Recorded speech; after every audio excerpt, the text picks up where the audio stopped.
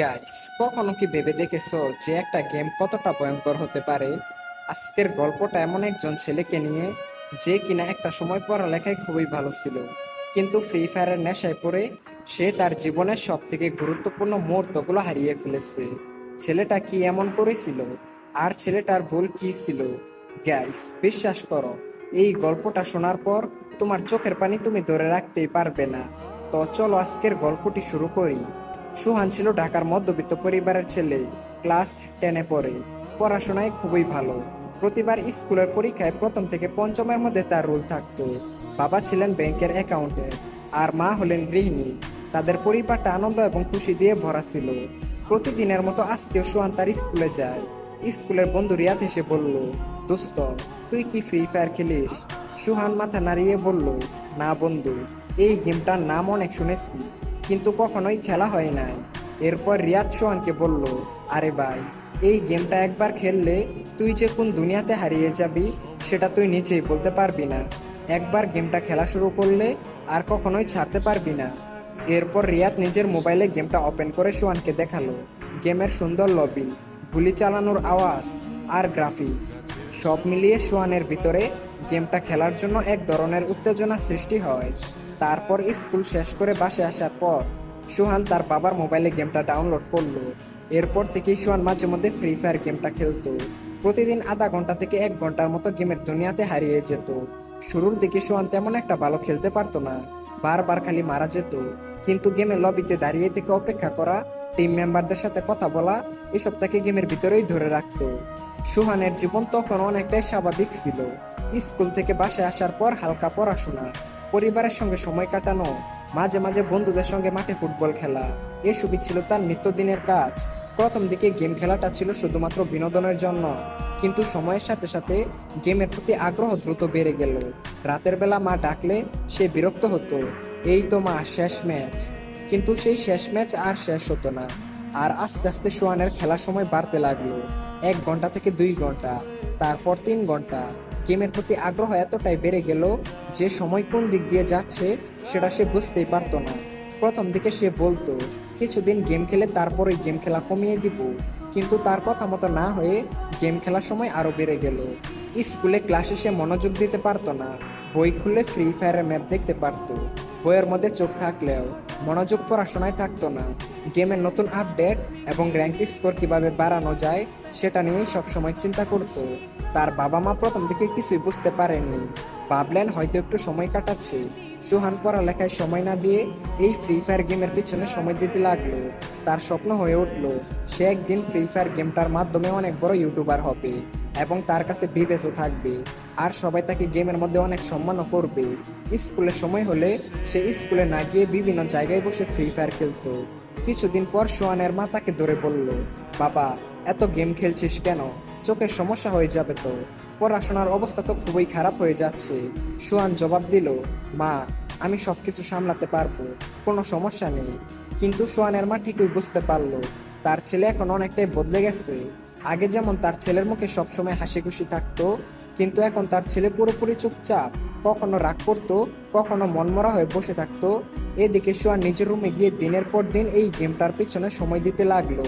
গেমের প্রতি আসক্তি এতটাই বেড়ে গেল যে প্রতিদিন 15 থেকে 18 ঘন্টার মতো র্যাঙ্ক পুশ করত।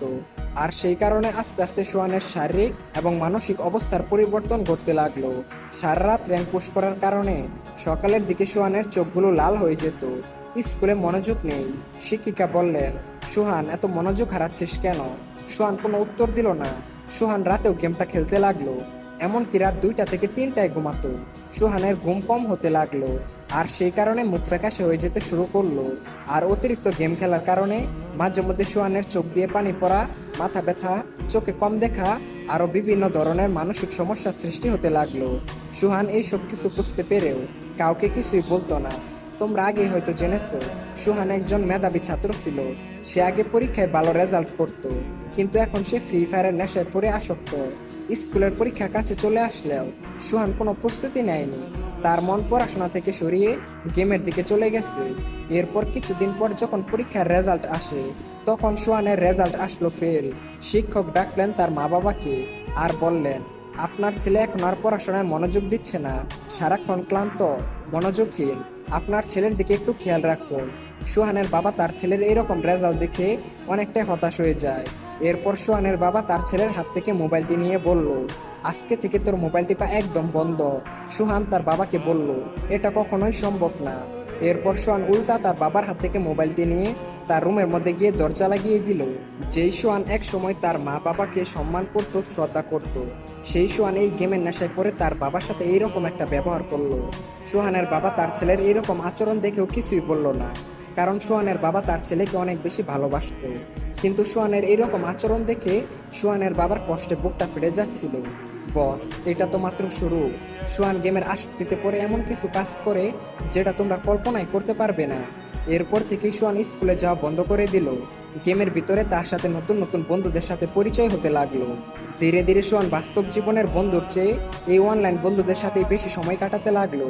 তাদের সাথে ঘন্টার পর ঘন্টা কথা বলতো। আর বাস্তব জীবনের বন্ধুদের সাথে যোগাযোগ প্রায় বন্ধ হয়ে গেল। বাস্তব জীবনের বন্ধুর চেয়ে এই অনলাইন জীবনের বন্ধুই তার কাছে আপন হয়ে উঠলো। তো একদিন সোহান র্যাঙ্ক পুশ করতেছিল। এমন সময় হঠাৎ করেই তার বাসা থেকে কারেন্ট চলে যায়। সোহান এতটাই রেগে যায় যে তার মোবাইলটি ছুঁড়ে ফেলে দেয় আর তার মাকে গিয়ে উল্টাপাল্টা কথা বলতে থাকে। সোহানের মা সবকিছু সহ্য করে যাচ্ছিল। ওহ সরি, সোহানের ব্যাপারে আরো অনেক কিছুই তোমাদেরকে বলা হয় নাই। সোহানের ভাত খাওয়ার সময় হলে সে চামচ দিয়ে ভাত খেত, এমনকি বাথরুমে গেলেও মোবাইল হাতে করে নিয়ে যেত। বাইরে ভাই, বুঝতে পারছো গেমের প্রতি কতটা আসক্ত হয়ে গেলে মানুষ এই সব কাজ করতে পারে।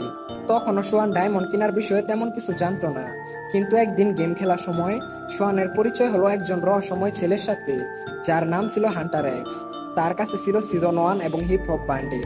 সেই গেমের মধ্যে খুবই ধনী এবং জনপ্রিয় প্লেয়ার ছিল।